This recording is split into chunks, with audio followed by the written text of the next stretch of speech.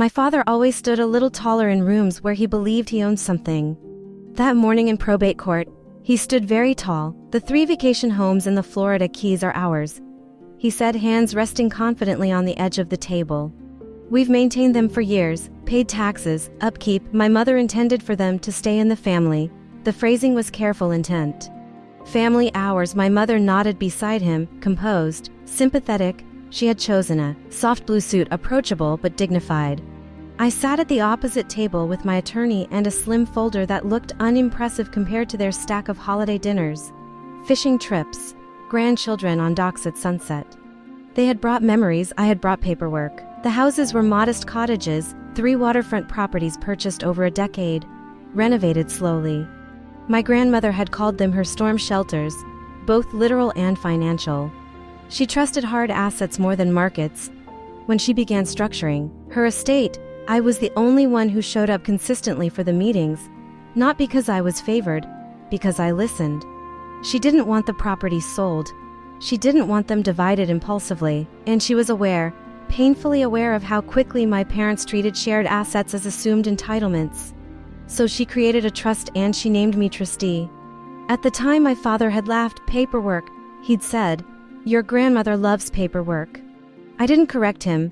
Now he was petitioning the court to dissolve that same trust, arguing that I had failed to act in the family's best interest. By refusing to transfer deed ownership to him directly, he described me as inflexible, detached, unwilling to cooperate. He did not mention that I had offered structured usage agreements, maintenance budgets, and equal scheduling access. Control for him was not about access, it was about title. When his attorney finished outlining the petition, my lawyer stood. He did not begin with rebuttal.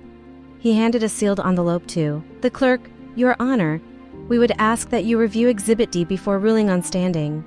Judge Martinez, late 60s, steady, unhurried, adjusted his glasses and opened the envelope. Inside was a letter my grandmother had written 6 months before her passing. Not a will amendment, not a formal coddle, a letter addressed to the trustee, to me. The courtroom grew quiet in the particular way rooms do when paper becomes heavier than voices. The judge read silently at first, then unexpectedly a small breath of sound left him, not amusement exactly, more like recognition. "Well," he murmured, "this is interesting." My father shifted slightly. Judge Martinez looked up. "This letter outlines concerns about prior attempts by certain family members to pressure for direct title transfer." He flipped a page.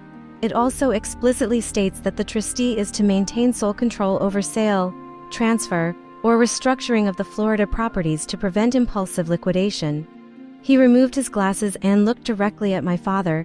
"Mr. Bennett, this letter contradicts your testimony regarding your mother's intent." My father's face did not collapse dramatically, it drained. My mother's hand tightened around her purse strap.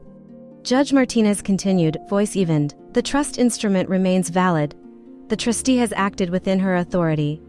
This petition to dissolve appears unsupported by both the trust terms and documented intent." He paused just long enough for the meaning to settle. Petition denied. No gavel slam, no raised voice, just record. Outside the courtroom, the hallway felt warmer than it should have. My father approached first. "You blindsided us," he said quietly. I considered that the letter had existed for years. "Filed, cataloged, accessible." I followed the terms, I replied. "This is family property," my mother added, her voice thinner now. "It still is," I said, "just not individually owned." They didn't argue further because the argument had already ended.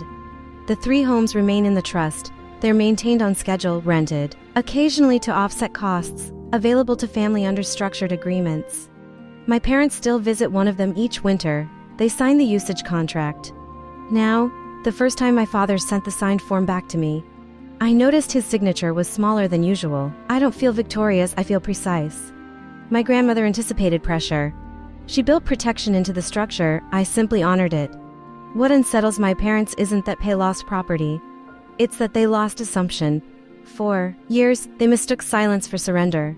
My willingness to handle logistics quietly for lack of leverage. In court, leverage didn't require volume, it required memory and documentation. The next time I visited the Keys, the tide was low and steady. The houses stood where they always had, unbothered by courtroom dynamics. Ownership, I've learned, is less about who speaks loudest and more about